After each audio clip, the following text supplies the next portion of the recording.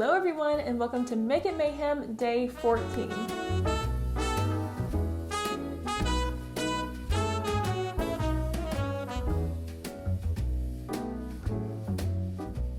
Our last day! What a journey it has been getting all of these videos up in May. I have so much respect for YouTubers that post multiple times a week because it is a lot of work getting everything ready and set up and filming and editing and all the things. So thank you so much for watching all of these videos. I really appreciate anyone who has watched or liked or commented. You all just mean the world to me and I've been having so much fun. So for our last day, I'm going to take you through exactly how to prep for a big event. I feel like we're getting into summer wedding season, charity gala season. There are so many things coming up for summer that I'm excited for, and I'm sure you all have fun things coming up as well. So we are going to go through every single thing you need to do to prep for a big event. I'm going to show you how to create this makeup look, which is my go-to event makeup look.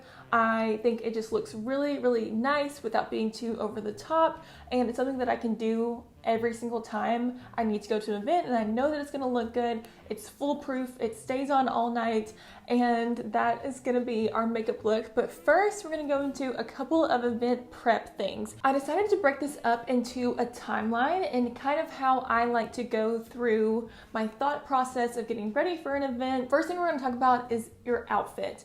My general rule of thumb is to have my outfit picked out, ordered, and in at least 2 weeks before my event. I am the worst at deciding that I hate my outfit last minute, and so giving me a 2-week buffer gives me enough time to change my mind if I want. I still have time to order something else if I decide I don't like it. If you have any tailoring that needs to be done, that gives you enough time as well. So I always say 2 weeks before.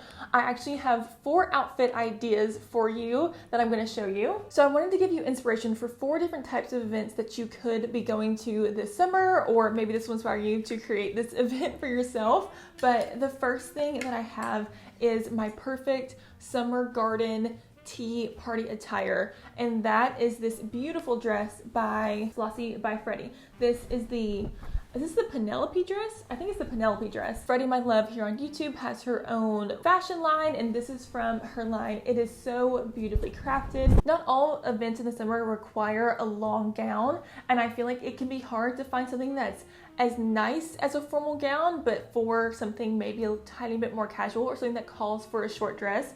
And the detailing on this dress is what makes it so perfect for that kind of occasion. The fabric, the pearl detail, the embroidery, and it really does fit so nicely. I love the sweetheart neckline. I love the way that it fits, and I cannot wait to wear this to tea this summer. The next outfit idea I have for you is for a beach soiree. So this could be whether you're on vacation and you're going out to a nice dinner, you are at a resort and they're having an event. This dress is by the brand Reverse.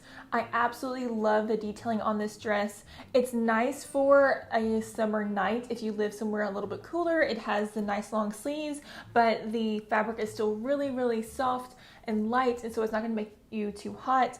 I love the way that this cuts in at the waist, and of course the bow detail at the front just adds that little bit of extra flair. Who doesn't love a bow detail? And the skirt is fitted enough where it gives you a nice shape, but it's not bodycon, so it's really nice for an effortless beach look. I feel like no one wants to look like they tried too hard at the beach, and that's what this dress does, because everyone's gonna notice you and be like, wow, that girl looks good, but not like, wow, that girl is trying to look good. The next idea I have for you is if you're going to a night at the ballet or the theater or just a fancy occasion that you need a nice dress for. This dress is by French Connection, and it is a beautiful chiffon material.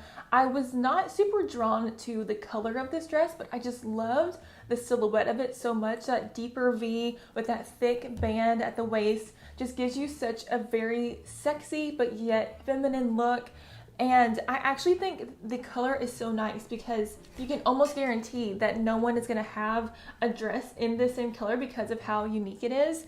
It's so swishy and flowy, and I feel like it almost gives the same vibe as a ballerina's tutu, which is why I call it my night at the ballet dress.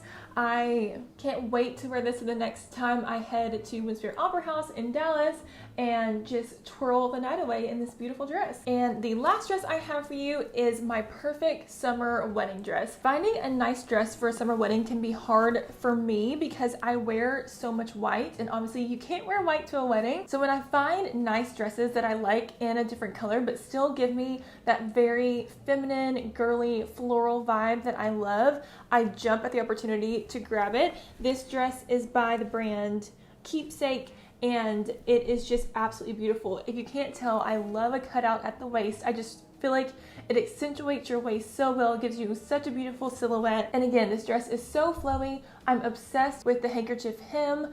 I love that detail on a dress, and then paired with that eyelet detail and this really nice fabric.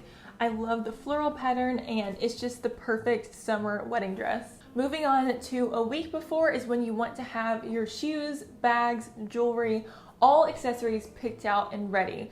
You want to make sure that your jewelry isn't missing any studs, that your shoes are clean, that your bag is packed and ready for the occasion. I did a video last summer on how to pack a clutch, so I'll leave that down below in case you're interested in checking that out. But I wanted to mention a couple of my favorite jewelry pieces for summer. So I have two of them on right now. I have these beautiful bow earrings from Xoxo, and I just think they are so perfect and dainty, but still get that little bit of extra sparkle without being too over the top. And then I wanted to give a special shout out to these earrings that I found on Amazon. I was so surprised when they came in how nice they were, but they're just these beautiful big pearl studs, and again, they really make a statement on your ear, and obviously a pearl will go with any look and just add a little bit of extra elegance to your outfit. Moving on to closer to the event time. This is the timeline that I personally follow. Of course, you can make this fit to your own needs, but 4 days before an event is when I make sure to go get my nails done. You want to get your nails done before you do any sort of faux tanning, because you don't want the water from the pedicure or the acetone from getting your nails taken off to mess with your tan. And of course, making sure your toes are done if you're wearing open-toed shoes. 3 days before is when I like to book my eyebrow appointment and or my waxing or sugaring appointment. Again, you want to get this done at least a day before your spray tan to make sure that everything is all set before your spray tan. You definitely don't want to do it after your spray tan because it will rip your spray tan right off, but you don't want to do it right before either because your skin is still a little raw after you have those services done, and you want to give your skin time to heal without layering a bunch of products on top of it. 3 days before is also when I like to prep for my spray tan, or if I'm going to do a faux tan routine at home. One, to shave and to exfoliate. So my go-to trick is when I'm in the shower, I will shave my legs, I will do my exfoliation, whether that be just with a loofah or an actual body scrub, and then I shave again. And I'm telling you, it will give you the closest shave, the smoothest skin. It just makes your skin so smooth and soft. It's the best trick. So 2 days before is when I personally like to get a spray tan.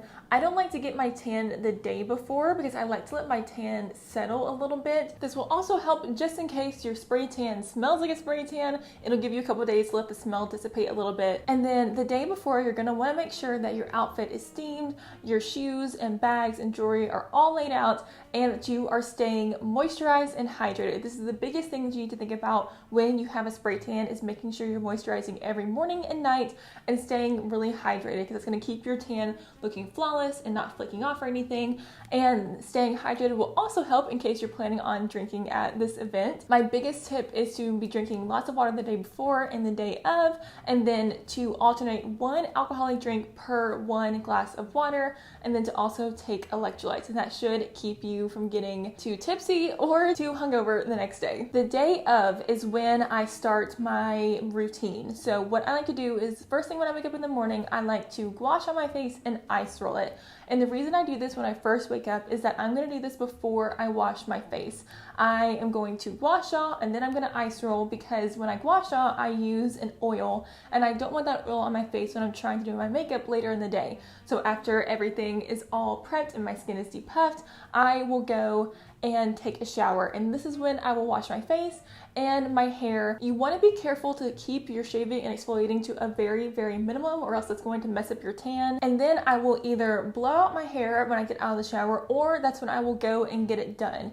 Getting my hair done is kind of where I like to splurge before an event, but if you'd like to do your hair yourself, I recently did a hair care routine and I will link that video down below as well. And then after my hair is done, or I have blown out my hair and put it in rollers, that's when I'll do my makeup. After my makeup is done, that's when we'll get into our outfit and then we will be all ready to go. So now I'm going to show you my event makeup. This is a makeup look that I know will work every time I do it. I know it's going to go with any look, any occasion. It won't take too long to do it, but it is a little bit more involved than your normal everyday makeup. It looks so nice. I feel like the colors will look good on anyone. And so I'm going to show you how to get this makeup look. I am starting out this look by spraying my Charlotte Tilbury Airbrush Flawless Setting Spray. So normally I would not spray this before I start my makeup, but because we're doing event makeup and we want it to last all night, we are going to start out with a layer of this to kind of lock everything in place. Let that dry. For primer, I'm going in with the Charlotte Tilbury Flawless Filter. My packaging has almost completely rubbed off, but this is in the shade Fair, I believe. This product really is the perfect base. It just makes your makeup look so glowy. It gives your skin that perfect dewy finish and just creates that perfect base for all of our other makeup. I'm going to go in with my Real Techniques Expert Face Brush and just blend that out. Next, I'm going in with my Giorgio Armani Luminous Silk Perfect Glow Flawless Foundation. This is one of my favorite foundations of all time. It gives you such a beautiful finish. It has great coverage and it really evens out your skin tone without looking too cakey, which is what we want for that event makeup. It's just a beautiful, perfect base. Again, taking my Expert Face Brush and just blending it out. I like to use a stippling motion with this foundation, and I've mentioned a couple times that I have to use a beauty blender, but the reason why I need to use a brush first is that if I go in straight with a beauty blender, I find that it soaks up a lot of the foundation. I just get better coverage when I go in with a brush first and kind of stipple that into my skin, and then I just use that beauty blender to kind of make everything seamless. Next, I'm going in with my Hourglass Concealer underneath my eyes, and then on any little spots that I may have. I find that these two products work so well together, especially with that Charlotte Tilbury base. It really does create a flawless look. Taking that onto my eyelids. Now time for our beauty blender just to blend everything out. For some reason, the sound of a beauty blender is like ASMR to me. I just love that like padding sound for some reason. I don't know why. Making sure that's blended all the way down to our neck for no harsh lines. I personally think it's better to do your makeup with natural light so you can see everything. But if you only have like a bathroom light or a vanity light, it's always a good idea to go out in front of a window and just check your makeup at the end to make sure there aren't any weird patches or anything that you missed under artificial light. Natural light will show you. And now to contour, I am using my Charlotte Tilbury Contour Wand. I am going to take this in my cheekbone area. You don't need a lot with this product. A little definitely goes a long way. I'm going to go down my nose, 3 little dots on the other side, and then I'll do 2 on my forehead. I do not like to contour my jaw because I personally think it's really hard to make that look natural and to blend out where you can't see a harsh line. So this is just where I like to contour. And then I'm going to take my Real Techniques sculpting brush and I'm just going to start buffing that in. This contour wand is such a pain in the butt for travel because it absolutely explodes even if I do the little twisty thing, but you really can't beat it in terms of blendability and color because it's not too warm and it's not too dark, but it's also not ashy. It's just that right in the middle, really nice neutral color. So I like to do a little bit of a swiping motion on my nose and then stipple it in, and then I'll take it down in a little bit of an angle towards the tip of my nose. Nose contouring is another place where I think it's very easy to look overdone, and so you just want to make sure that you're really taking the time to blend everything out. And then on my forehead, and also blending this out into my hairline. Now that I've done my initial contour, I'm going to go in my beauty blender.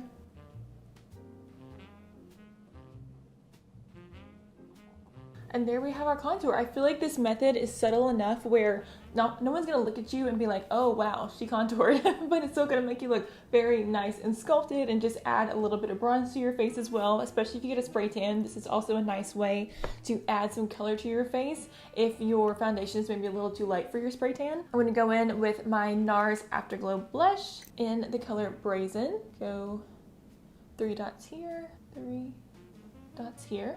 And I'm taking my Real Techniques Instapop cheek brush. This is one of my favorite cheek brushes because of how flat it is. I just feel like it covers a really nice area of my cheekbone. Again, just stippling that in. And I like to take this on top of where my contour is, but then you'll see when I go in with my beauty blender, I will kind of blend them together. I just don't want it to be too muddy. And then across my nose. For an event makeup, I don't put blush on my nose, but I will still take my blush, what's left on the brush, and take it over my nose. I feel like a really heavy like nose blush is a little more casual, kind of that just was at the beach look. I want to be a little more precise of where I place my blush for event makeup. My beauty blender. Blending that all out. I'm gonna let this sit while I do my eyes, and then we can do highlights, and then I'm gonna go with a couple of powder products. To start out with my eyes, I'm gonna go for the Charlotte Tilbury Cream Eyeshadow in the color Champagne, and I just blend that out with my fingers. I am now gonna reach for my Too Faced Natural Eyes palette. I am first going to take this flat, fluffy eyeshadow brush, and I'm gonna go in with the color Silk Teddy. It's a really pretty pink base color.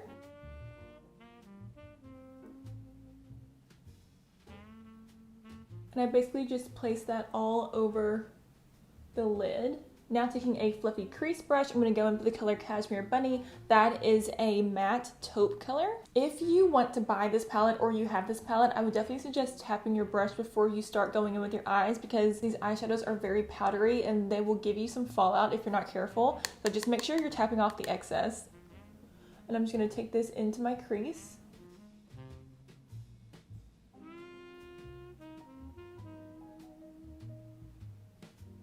I'm concentrating it on the outer part of my crease and slightly blending it in towards the inner. And then I'm going to take a little tiny bit of Push Up, which is a very similar shade to Cashmere Bunny, just with a little shimmer. And I'm going to take that on the outer part of my lid and crease and just fluff it in.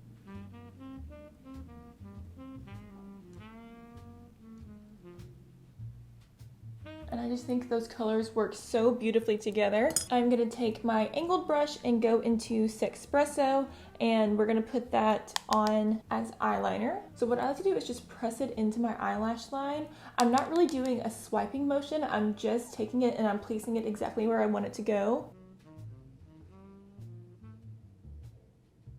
I don't like to go fully in with my eyeliner for a big event because I like my eyes to look very bright and open, and so I am just going really until halfway in, and then I'm feathering out the line so it's not a harsh stop. And if I was going to a daytime party or something a little bit more casual, this is where I would stop with the eyeshadow, because I don't want my eyes to be too smoky for daytime. But if I'm going to a fancier event or event at night, this is what I do to make my eyes perfectly smoky. So first I'm doing the exact same on my bottom waterline. I'm taking a little bit of Sexpresso and I'm going to place that on my bottom waterline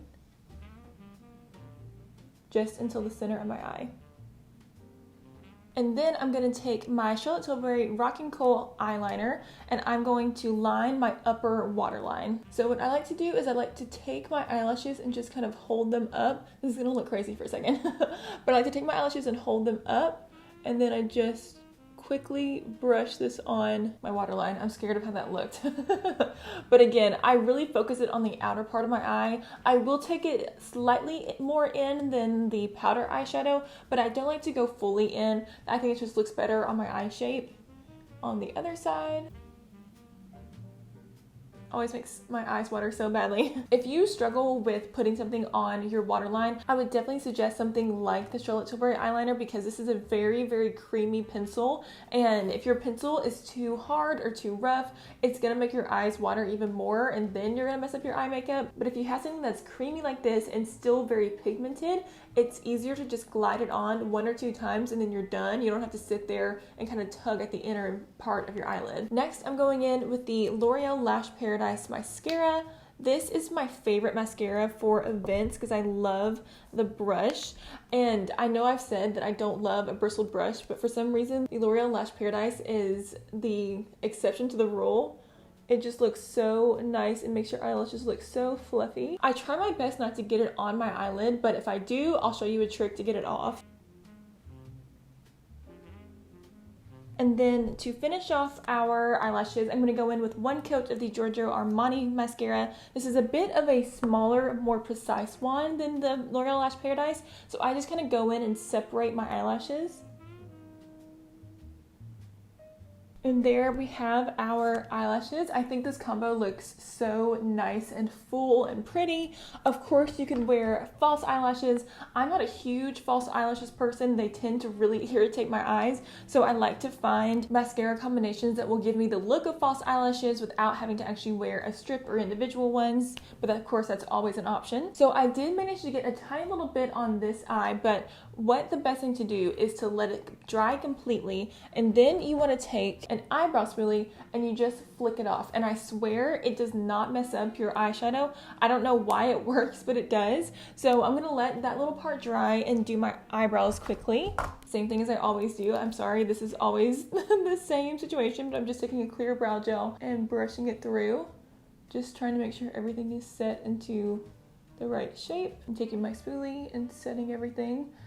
This is the most important part of my eyebrow routine, is to make sure that I don't have any clumps, because that's a surefire way for your makeup to look absolutely terrible, is to have clumps of eyebrow gel. And I just quickly wipe that off so that we can go on top of my eyelid and not get eyebrow gel on my eyelid. So all you have to do is just take your eyebrow spoolie and flick it off. And it's gone. Now, this does not work for huge mascara smears, but for just a little bit that gets from your eyelashes onto your eyelid, that trick works perfectly for me every time. Going back to our base, I'm going to take a little bit of highlighter, and I'm actually going to go in with the LYS Brave highlighter. This is a liquid highlighter that is really, really nice. I like to use this on my body as well, but I always take out a little pump on my hand and I just place this where I want it to go. So I'm going to go on top of my cheeks, on the tip and bridge of my nose, and then on my Cupid's bow. And I like to blend this in with my fingers. It's not too shimmery. I feel like it's more glowy than it is shimmery, because with such a popping eyeshadow look, I don't want my face to take the center of attention either. And then to set everything, we're gonna go in with a couple of powder products. So first I'm gonna do my actual powder, which is the Charlotte Tilbury Airbrush Setting Powder. First, I'm gonna take my little Real Techniques concealer brush, and I'm just gonna make sure that the creases underneath my eyes are all blended in, because I get the worst creases underneath my eyes. And then I take a tiny little setting brush, and I'm gonna go in on my chin, right here by my nose, underneath my eye. I like to pat this underneath my eye just to get a little extra, because that's definitely where I crease the easiest. And then I'll do a little bit between my eyebrows and on my forehead. Using this little brush is my favorite thing to do for powder, because it's the easiest, I think, to control where your powder is, because I don't set my entire face with powder. And then just to make sure everything is glowy and beautiful, we're gonna go in with my Charlotte Tilbury Glowgasm palette. I'm gonna take my same blush brush and I'm gonna go in with the cheek highlight and really just place that where I placed my blush. And then I take this fluffy brush and I'm gonna go in with the champagne color highlight and just do a little bit here and here and on top of my nose. And then I know this is controversial, but I actually take my beauty blender at the very end and kind of pat everything in. Some people don't like to do that with powder products, but I don't put enough powder on to make it not work. So I just do a tiny light touch just to make sure everything's blended out. And then last but not least, we are going to do our lips. So I'm going to keep my lips very simple and nude, but still really full and glossy, because the rule of thumb that I always follow, and this is of course very subjective to your own taste, but if I have done a pretty smoky eye look, I like to keep my lips simple and neutral just to make sure that one isn't overpowering the other. So that's what we're going to do today. I'm going to take my Charlotte Tilbury Pillow Talk Fair lip liner and just line my lips. Next, I'm going in with my YSL Rouge Volupte number 44. And topping up with my Buxom lip gloss in the color White Russian.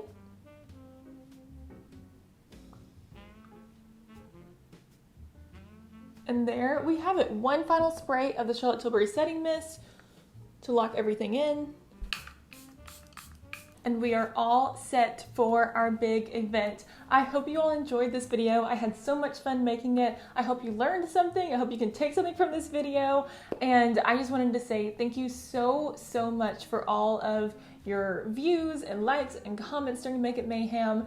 It has been a process getting through it all, but I had so much fun coming up with these video ideas and filming for you. So I just wanted to say thank you so much. I'm so excited for the rest of the year and what we come up with. I'm excited for my 1-year anniversary coming very soon. So for now, I will say thank you so much for watching, and I will see you soon. Bye.